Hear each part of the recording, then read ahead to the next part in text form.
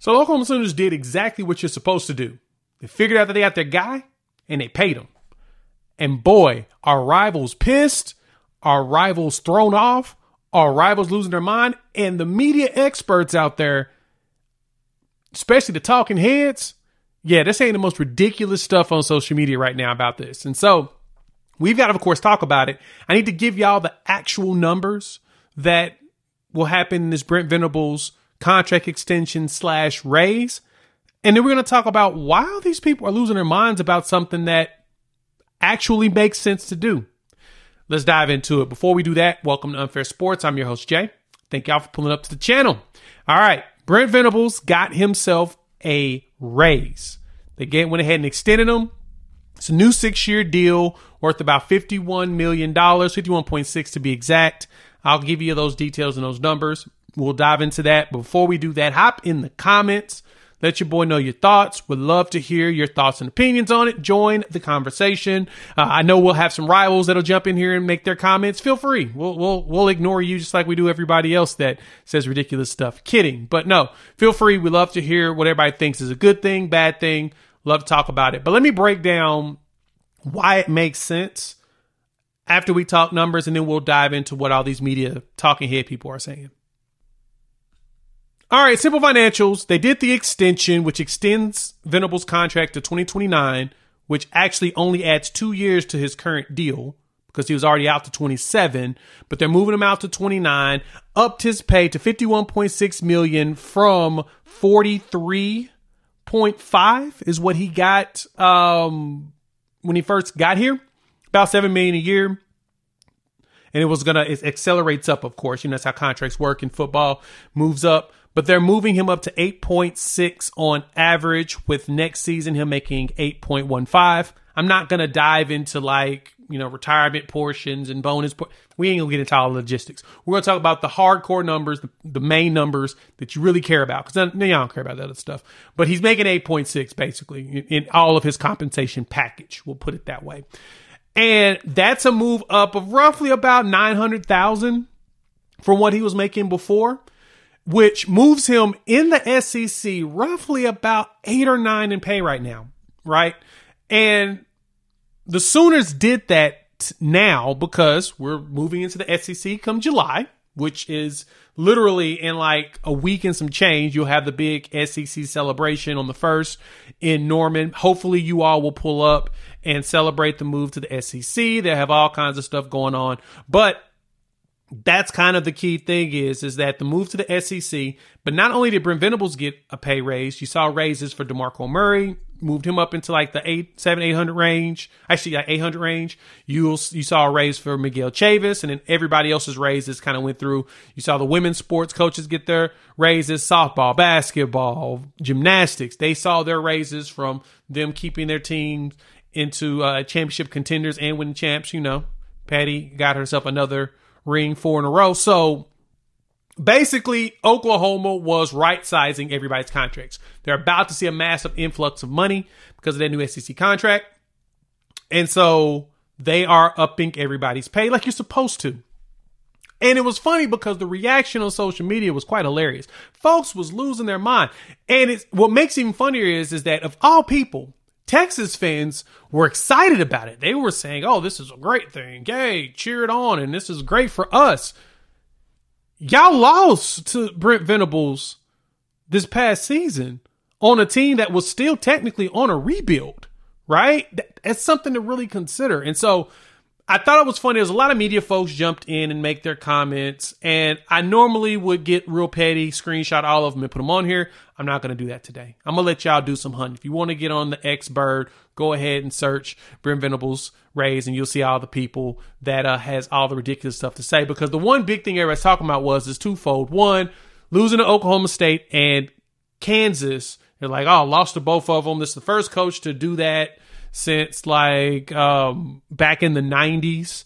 And, you usually would get fired for something like that, right? Without, admitting to the fact that both Kansas and Oklahoma State ranked teams in the top 25 majority of the season, and bowl teams, 9-win teams, right? Oklahoma did not lose to any team under 9 wins last season. That's something that's a fact, right? And I get that most people's feelings are, oh, we shouldn't have lost to those. I agree. Things should have gone different, but at the same time, Brent Venables took this team from 6-7 to 10-3 within one season. The competitor, Sarkisian, which my Texas fans that watch, I'm not knocking it. I think it was smart for y'all to go ahead and pay the man since he was linked to the Alabama job, supposedly. Shout out to Jimmy Sexton for getting his clients more money by using other jobs as leverage. But Texas gave Sarkisian a raise to $11 million for making one playoff. He hasn't won a bowl game yet, but they gave him a raise to make one playoff. If he doesn't make the playoffs again this year, then what? Should we talk about that as a bad raise? Should we say that Sarkisian isn't doing what he's supposed to do? No. The other thing, too, is Texas has always recruited in the same spot. They've always recruited in the top. They've always been top 10 recruiting classes every year. That's just the tradition, right? A tradition as old as the game itself. Brent Venables is putting together top 10 classes here consistently, as well as even a top 5 class in both ESPN and 247. He's doing something that Lincoln Riley was struggling with. The thing that Lincoln Riley said he could not do at Oklahoma. The reason why he left for USC. So Oklahoma recognized that, oh, he's out doing what the last dude said he couldn't do. Yeah, we're going to keep him. We're going to find a way to make sure we pay him, but make sure that he's paid within the smart ranks of the SEC. Right? He's still in prove it territory. Like, if he goes out there, and the beauty of it is because they extended it 2 more years, it's showing they're giving Venables time. They're giving him the time to build the team and build it the way he wanted to. As Venable said, when he first came in, after evaluating the roster, he had to break it down to the studs. And we saw that with the 6-7 season. But then guess what? Bounce back 10-3. That's a massive jump. I mean, not too many other people could do that, right? Kansas is not a doormat right now. Lance Leipold is killing it there. And unfortunately, Oklahoma State's Oklahoma State. That's what Gundy does. He gets you 10-win seasons randomly, and he'll get you 2 or 3 in a row. Like, that Gundy has not had a single losing season besides his first season at Oklahoma State, right?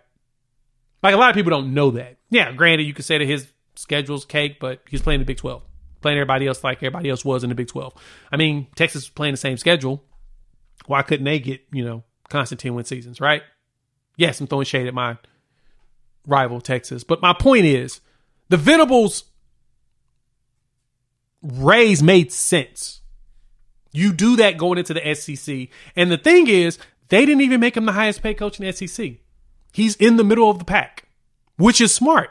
That's still prove it territory. He goes out there and goes to the playoffs. And I love what Pate said. Pate had probably the best comment of them all. And Josh Pate said that Venables has been ahead of the curve.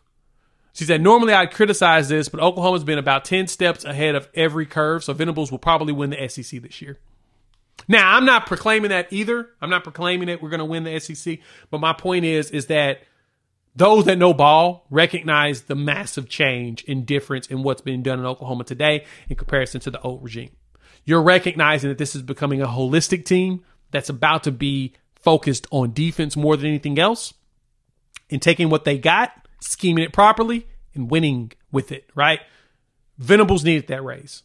We need to make sure we show our loyalty to him, show that he deserves it, because when this season is lit, y'all gonna be excited. Y'all gonna be like, okay, that was a smart play. Plus, we also gave everybody raises on staff to be at the SEC level that's supposed to be. That way we don't have, Cincinnati trying to poach our running back coach or Ohio State, right? We got to make sure that we ain't got Big Ten teams trying to snatch our coaches or SEC teams trying to steal our defensive line coaches. Remember, that happened this year. There were other teams trying to get the staff members. And because Venables was able to put that together and convince them to stick around, is everything you need to know. All right. That's it. Hop in the comments. Let me know your thoughts. Venables getting a raise, $8.6 million average, 8.1 this year, and it's going to accelerate, $51.6 million, 6-year deal that only added 2 more years to his contract to 2029. We got our coach for long term. And the buyout's not ridiculous. This is not a Jimbo Fisher buyout. This is actually a legitimate, smart contract.